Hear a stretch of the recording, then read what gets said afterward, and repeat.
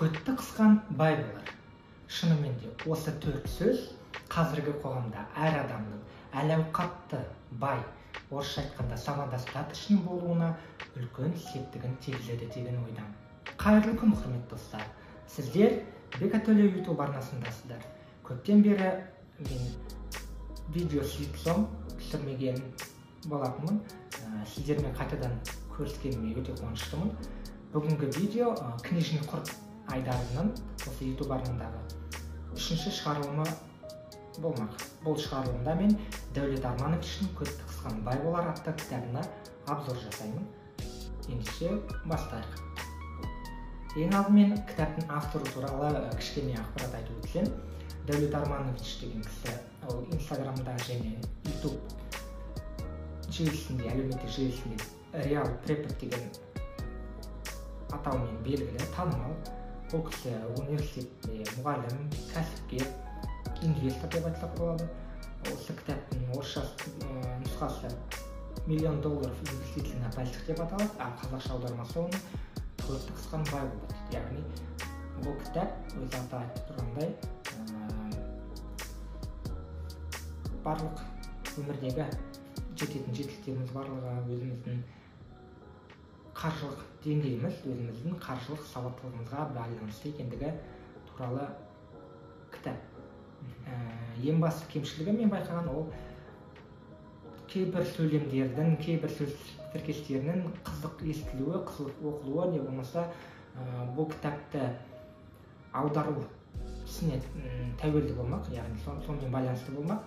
Кейбір сөйлемдердің құрылымы қызық көрінеді. Яғни бұл орысша кітаптағы сөздердің тікелей аудармасы сияқты сезіледі. Бұл мен байқаған кітаптың ең басты кемшілігі. Әрі қарай бұл кітап негізі Марвин дүкендер желісінде сатылады. Қателеспесем 2020 жылдан бері сатыла бастаған.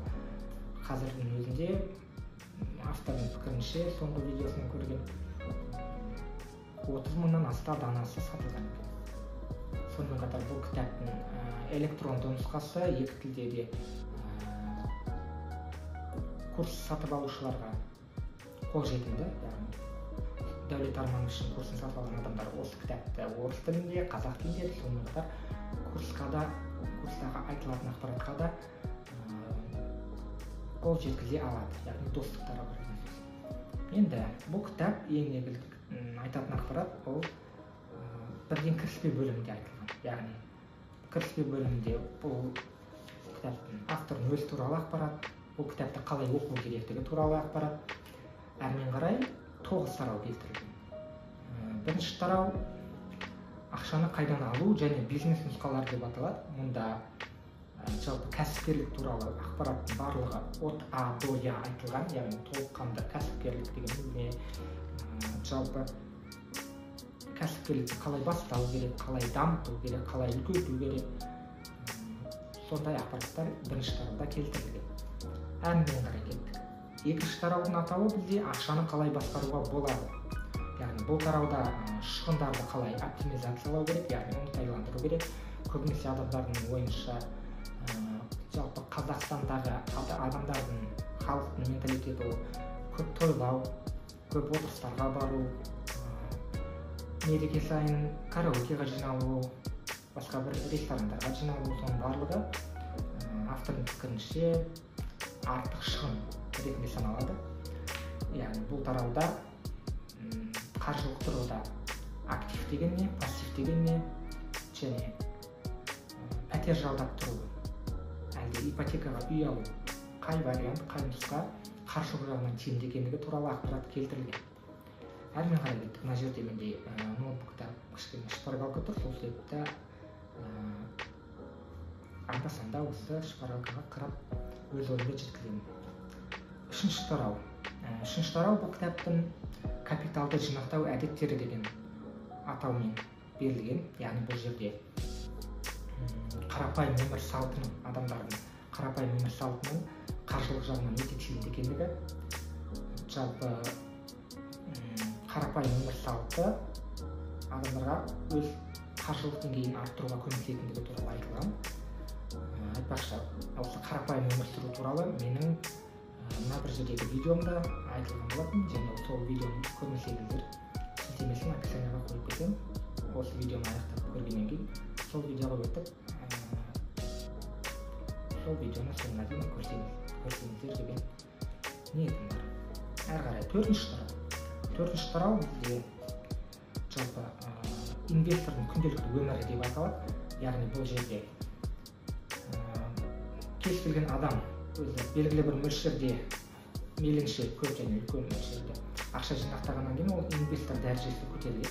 Яғни өз жинақтаған ақшасын қалай еселесем, қалай сақтасам, қалай арттырсам деген сұрақтар туындайды инвестор кісіде. Сол себепті бұл тарауда инвестициялардың қандай түрлері бар, қандай инвестицияға ақша құюға болады, қандай инвестицияға ақша құймаған абзал деген сұрақтарға, сондай аспектілерге нақты дәлелдер сипатында ақпараттар келтірілген. Яғни бұл бізде 4-ші тарау. Алда әлі 5 тарау бар, яғни 9 тараудан тұрады. 5-ші тарау бізде жаңадан бастаған инвесторлардың қателіктері. Яғни бұл жерде айтылатын ақпарат тараудың атына сәйкес келеді.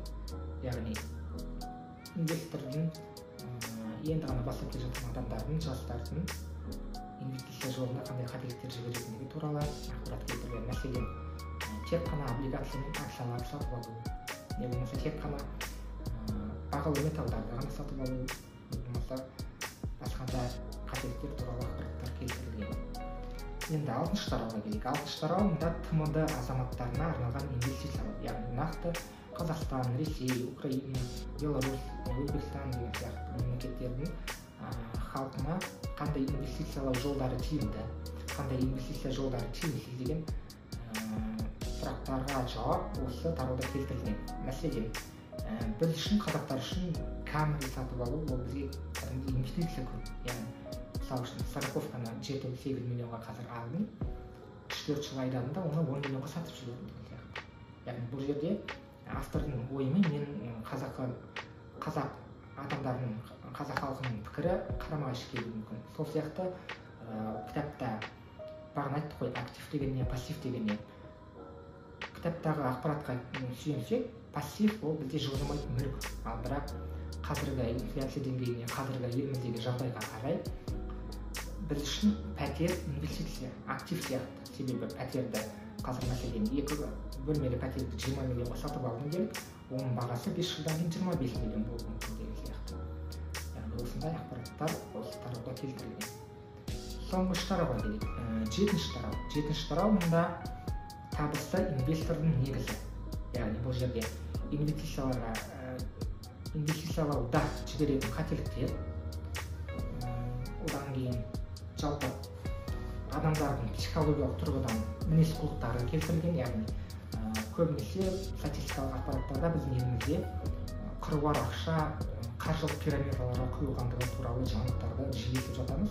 Яғни алаяқтарға тап болу, қаржылық пирамидаларға тап болу, оның барлығы адамның психологиялық ауытқуларынан пайда болған. Яғни адам өзінің жаратылысы сондай, бірден нәтиже көргісі келеді. Сол себепті көптеген қазақ халқы, көптеген адамдар кредитке кіріп, кредитке алған ақшаларын барлығын сол қаржылық пирамидаларға құйып, ақшасын әрі қарай қайтара алмаған дәрежеге жетіп отыр. Қазір соның арқасында қарызға белшесінен батып отыр десем қате айтпаспын. 8-ші тарау. Орысша айтқанда предпоследний тарау, яғни бұл жерде портфельді қалыптастыру деп аталады. Бұл тарауда инвестицияларды жеке жағдайыңызға қарап таңдау, яғни егер сіз бойдақ болсаңыз инвестициялаудың мынандай түрлері тиімді деген сияқты, не болмаса ерлі-зайыпты болсаңыз инвестициялардың мынандай түрі тиімді, не болмаса зейнет жасына жетіп қалған адам болсаңыз мынандай инвестиция түрі тиімді деген сияқты ақпараттар нақты келтірілген осы тарауда. Соңғы тарау сіз бастауға дайынсыз ба деп аталады. Яғни ең маңызды тарау осы 9 тарау үшін соңғы тарау деп ойлаймын. Себебі бастапқы 8 тарауда айтылған ақпаратты дұрыс меңгерсеңіз, сіз өзіңізде ой қалыптасып, өз-өзіңізге сіз сұрақтар қоя бастайсыз.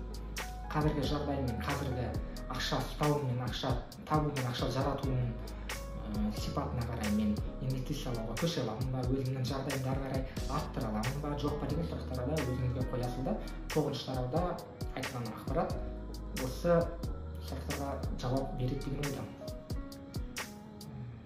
Жалпы айтайын деген ақпаратым осы кітап туралы. Книжный құрт айдарының 3-ші шығарылымы осымен тәмам. Әрі қарай да өзім оқыған кітаптарға болашақта обзор жазып, осылай видео түсіріп, YouTube арнама жүктеуін жариялаймын деген ойдамын.